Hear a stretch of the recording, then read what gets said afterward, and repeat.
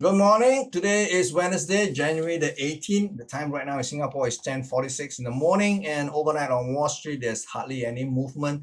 But still, we are in the midst of a earnings seasons. We have already seen some banks been reporting their earning result, and last night we have Goldman Sachs. The number came out wasn't ideal. The market was absorbing the report that Goldman Sachs fourth quarter earning has dropped 69%, and that's definitely casting a shadow over equity markets and in particularly the financial sector. And we can see price actually pull back, and we can see that over the 4 hours time frame, the Dow Jones, after hitting a high 34,342 this month, has not been able to go much higher for the last two trading days, and we can see prices has pulled back a little bit. And tonight we have the retail sales, and a lot of focus will be on tonight. And beside retail sales, we have this morning we're going to have some kind of update from the Bank of Japan regarding their interest rates thinking. Market is expecting the Bank of Japan to actually liberalize, maybe even doing away with the negative interest rates posture that they have been adopting since the start of the COVID-19 lockdown. So the thing is that the market now expect Japanese yield to go up, so that is going to have an impact on not only the Japanese yen, but it's also going to impact Japanese equities. So these are the two main events today for Wednesday, January the 18th. So as we can see, the pullback here is technical. Market has taken out this very minor and very unstable support line. So we will have to take this as a clue that short term we may see some weakness going forward. Over in the S&P 500, we also see the price hitting above 4,000, but there was no aggressive follow-through buying. Now we can see prices back below 4,000, currently trading at 3,990. So this it could be a fake move, though be very careful. Like I've mentioned yesterday, 4,000 wasn't a critical level for me. It is a round number, no doubt, but it is not on any chart point. Okay, so it's not critical level. So the prices now is hovering in between 3,972 to 4,029. So this area will be an area of, I would say, vulnerability, excuse me. Now, over in the Nasdaq, we also saw that the market has rebounded beyond the 61.8% retracement to 11,616. Okay, and there hardly any movement last night. The market is basically hanging on for dear life.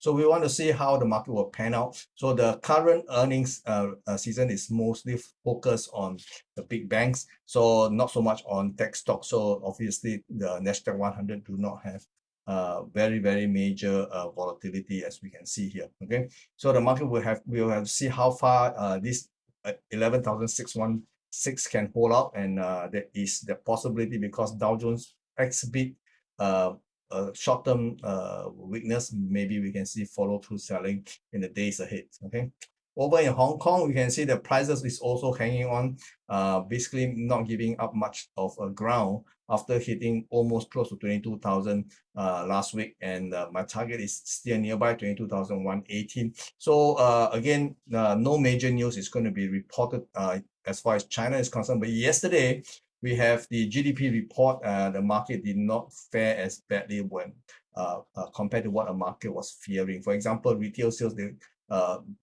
for Chinese retail sales, they were expecting a negative 7.8% drawdown on a month-to-month basis, but it came in still negative, but it's only negative 1.8. So that was a 6 percentage point missed, and that could be seen as on a relative basis considered to be a good number. But over the long run, we can see the Chinese economy is definitely slowing down dramatically. And now with the reopening of the China border, we hope that things can get brighter. There's a lot of hope and expectation that China economy could be performing the role of a ballast to hold up the global economy. So there's a lot riding going forward for this year. So over in the Shanghai Composite Index, we also saw a pullback from 3,251, which is the highest traded for this month itself. And we can see prices right now is not really doing very much. It's just basically consolidating.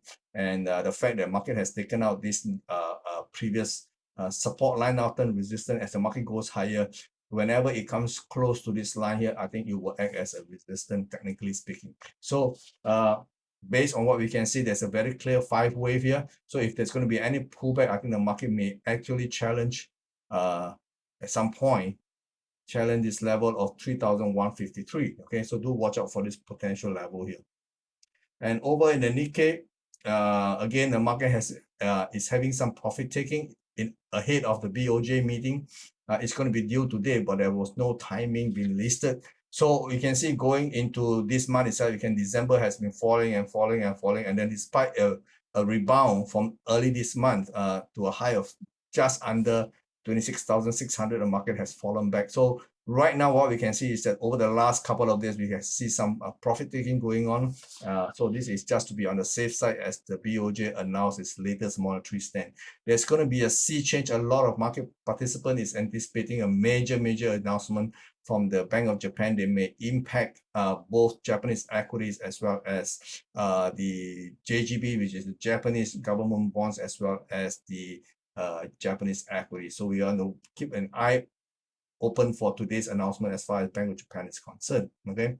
Now over in dollar yen, we can see the same thing. Okay, we just maybe have the release of the data. Let me see, because the market had just had a big move. Okay, they do nothing on the interest rate front. They still maintain a negative interest rate of 0.1, negative 0.1. So you can see the dollar actually rebounded as we are speaking to 130.67 as we are speaking. Market is now retracing very aggressively, but I would think that this is basically a technical rebound.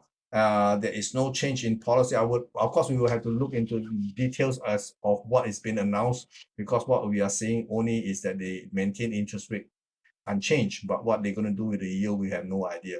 Okay, so we will have to look into the news later on to get a better understanding of what this means to the dollar versus the yen. Overall, I think this is a down market, and do watch out for the possibility of this unwinding later on in the afternoon. Over in Euro, on euro dollar, we can see that as the dollar goes up, the other currencies are pulling back, and this is a technical pullback also. The market right now is trading within this rising channel, and the market peaks out at 108.74, and market now is pulling back. There's a possibility it will pull back all the way to 107.24 and even to 106.80. So within this bracket of prices, it does looks like if market can stabilize around here, it is actually quite a good level to consider taking out long positions on the basis that we see a reversal signal within this bracket of prices. Okay, Aussie dollars have not had major reaction so far. Actually, the whatever is being announced in Bank of Japan does not immediately impact the Aussie dollars. We can see the Aussie dollars is still very elevated, currently trading just below the 70 cents handle. The high traded this month is 0.7019. Okay, so we are only about what 20-30 pips away from the high. So overall, it is still maintaining a very positive outlook. If there's going to be a pullback, I think somewhere around the 0.6875 should be able to hold this round if there's going to be a pullback. Over in sterling, we see that the market has just reacted to the downside. Not very much, but you can see that the high traded was 123. And you can see that the market has been hovering just under this middle line of this rising channel twice this week. We can see the market actually challenged, and at one stage was actually even beyond this midpoint, but couldn't hold on to it. There was no single buy here that actually closed above this midpoint, and this midpoint here is currently looking very much like a resistance line. So we have to continue to watch this rising channel midpoint level. Okay, if there's going to be a pullback, I think the 1.2070 to 1.2020 levels looks like a good area to consider picking up some long position, again based on the basis that we see a reversal signal in the bracket of prices.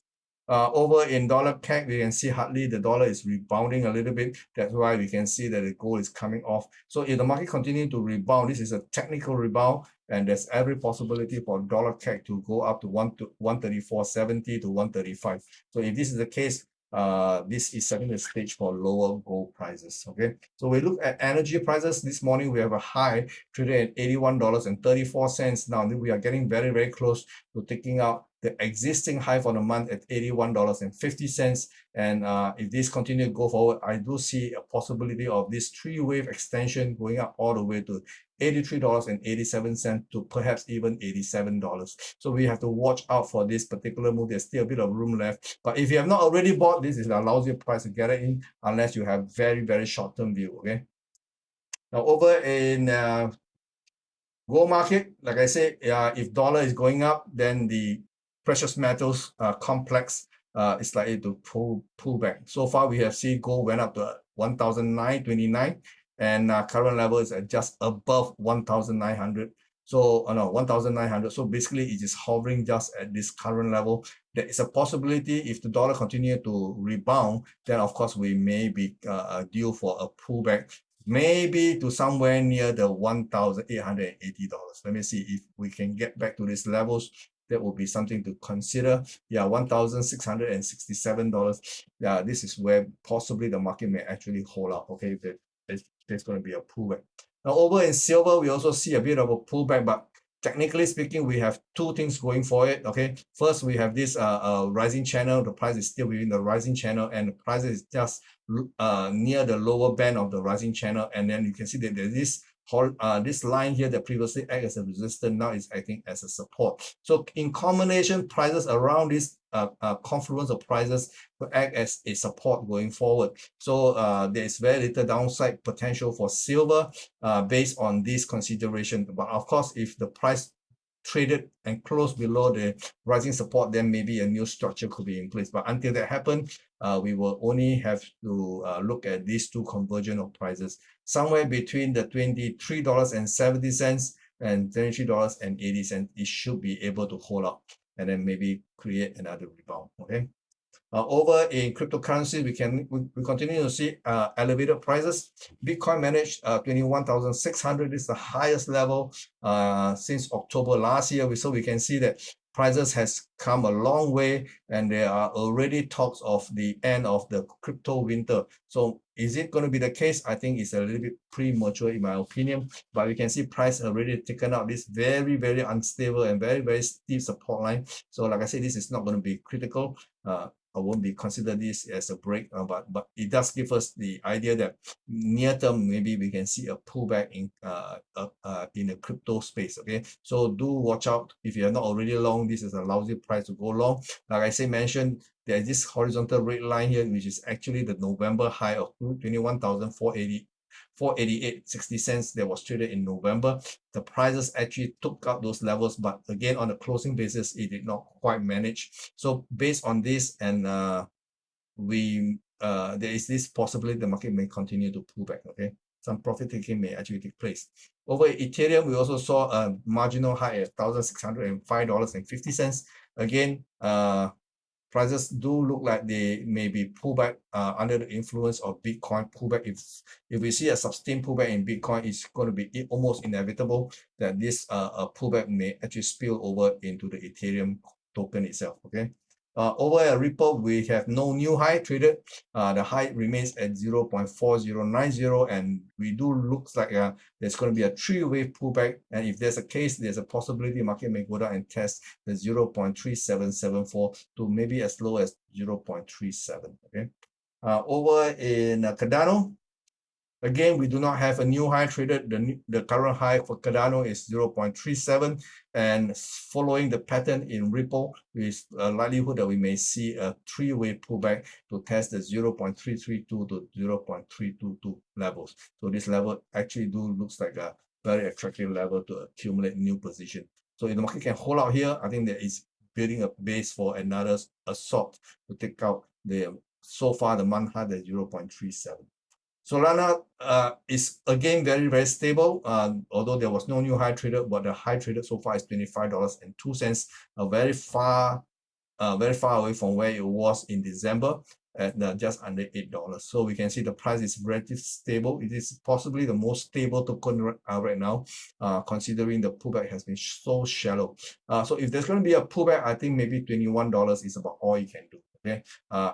on the more extreme, maybe $18.52. Okay, but by and large, I think $21 should be able to hold up. Okay, now this is all I have for you to, so far. Now remember, tonight we're going to have the release of the retail sales for the United States, so stay tuned. That will be released at 9:30 p.m. Singapore time. In the meantime, take care, and I'll see you tomorrow. Bye bye.